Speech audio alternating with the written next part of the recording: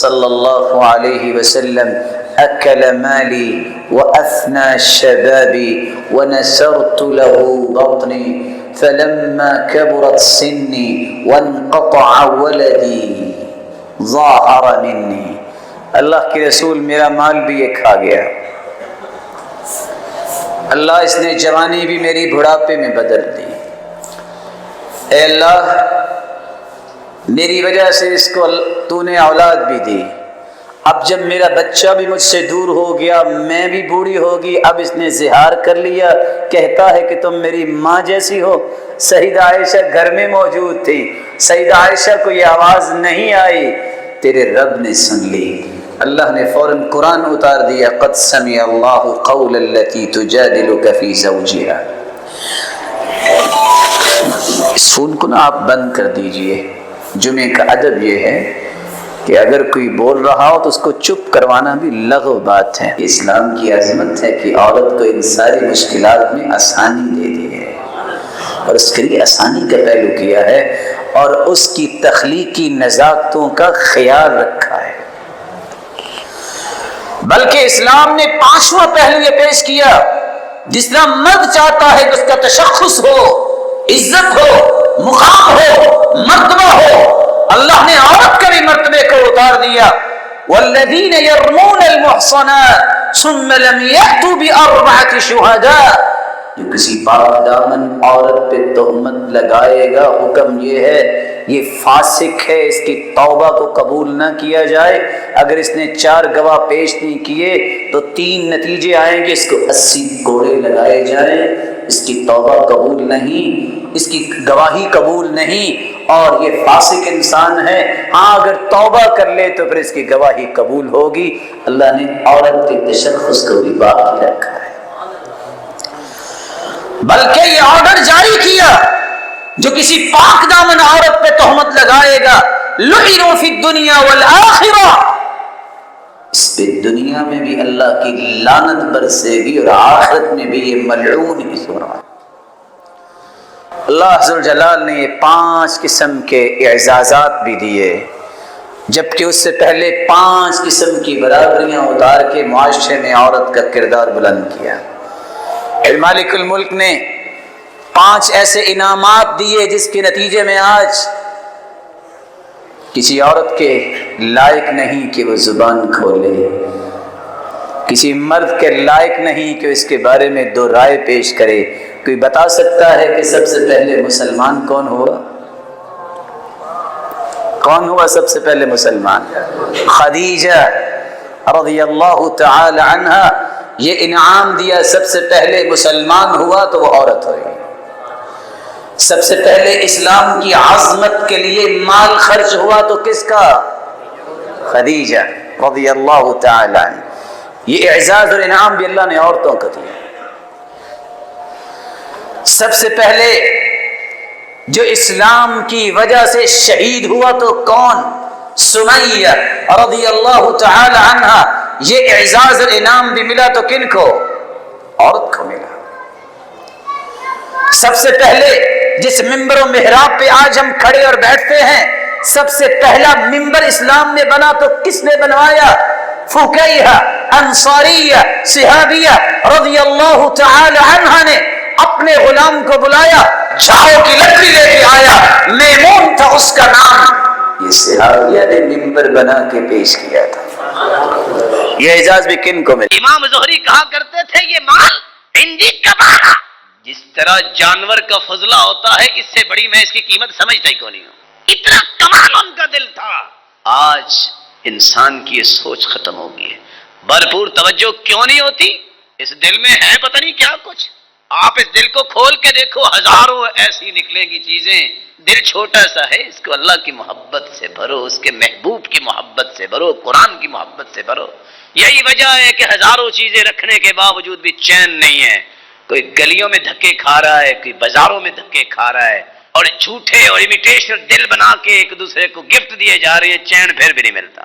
چوتھا دل جو اللہ کو پسند ہے، القلب الوجل، ایسا دل جس میں اللہ کا خوف ہے. وہ کانپتا ہی رہتا ہے، جب بھی دیکھو رو رہا ہے، جب بھی دیکھو پریشان ہے. کس بات پہ؟ والذین یؤتون ما آتوا وقلوبهم وجلة انہم الی ربهم راجعون. کچھ لوگ کانپتے پھرتے ہیں، ان کو خوف کیا ہے؟ اللہ کے پاس جانا ہے، کس منہ سے جاؤں گا؟ میں اللہ کے سامنے کیسے پیش ہوں گا؟ میں نے کیا کیا ہے؟ سیدہ عائشہ رضی اللہ تعالی عنہ نے پوچھا، اللہ کے رسول یہ چور ہوں گے؟ یہ شرابیوں کی بات ہو رہی ہے؟ یہ زانیوں کی بات ہو رہی ہے؟ کہا عائشہ نہیں، یہ تہجد گزاروں کی بات ہو رہی ہے اور صدقہ زکوٰۃ دینے والوں کی، کہ وہ روتے اس بات پہ ہیں نہ جانے یہ نذرانہ عبادت اللہ کی بارگاہ میں قبول بھی ہوگا کہ نہیں ہوگا. ان کو یہ خوف. کیسا خوف؟ عمر رضی اللہ تعالیٰ عنہ جیسا بہادر لیکن زمین پہ بیٹھا روئی جا رہے ہیں، روئی جا رہے ہیں. کہتے ہیں یا لیتنی کنت تبنا، کاش میں ایک دھاگا ہوتا میرا کل کو حساب نہ ہوتا. کاش میری ماں نے مجھے جنا نہ ہوتا، میں کل قیامت کو حساب کیسے دوں گا. وہ عائشہ جس جیسی پاک دامن اللہ نے پیدا ہی نہیں کی، ہاتھ میں درخت کا پتا ہے.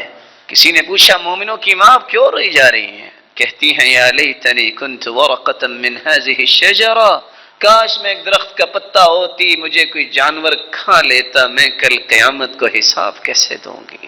اس طرح کا دل اللہ کو پسند ہے. ہمارا تو دل اللہ اس کو نیک بنا دے. معمولی سی نماز پڑھ لے تو اللہ پہ احسان جتلانے لگ جاتا ہے. میں نمازیں 4 پڑھتا ہوں، نہیں میں 3 تو پڑھتا ہوں. ارے اللہ کے بندے 4 پڑھو گے پھر بھی فائدہ تمہیں کیا ہوگا جب تک 5 نہیں پڑھو گے. ایک نماز چھوڑو گے 6,500 سال جہنم میں جلنا پڑے گا. کہاں کی ایمانی رہ گئی ہے؟ 5واں دل جو اللہ تعالیٰ کو پسند ہے، القلب التقی، متقی دل.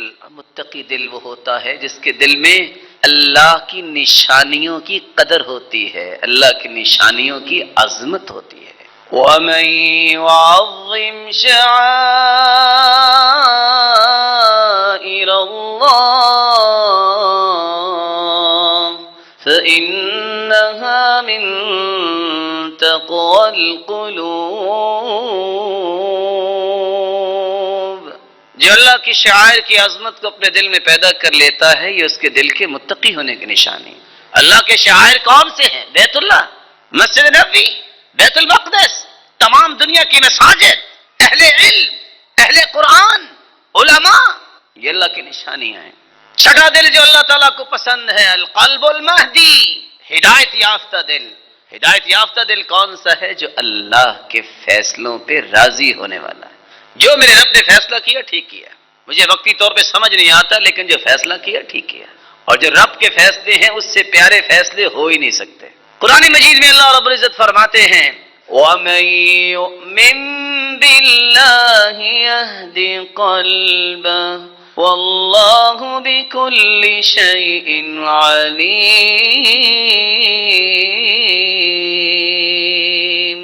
جس کے دل میں ایمان آ جاتا ہے، ہدایت آ جاتی ہے، اللہ تعالیٰ اس کے دل کو ایسی ہدایت دیتے ہیں اس اطمینان کی وجہ سے، اور وہ ہر چیز کو جانتا ہے، پھر اس کا دل ڈھولتا نہیں ہے.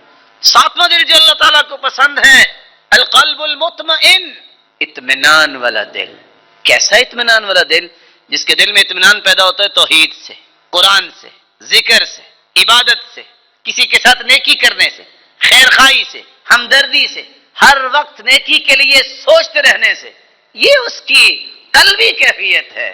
اس کو چین کھانے سے نہیں آتا، اس کو چین موسیقی سننے سے نہیں آتا. وہ کانوں کی توہین سمجھتا ہے. میرے اتنے پیارے کان جس میں قرآن جاتا ہے وہاں موسیقی جائے.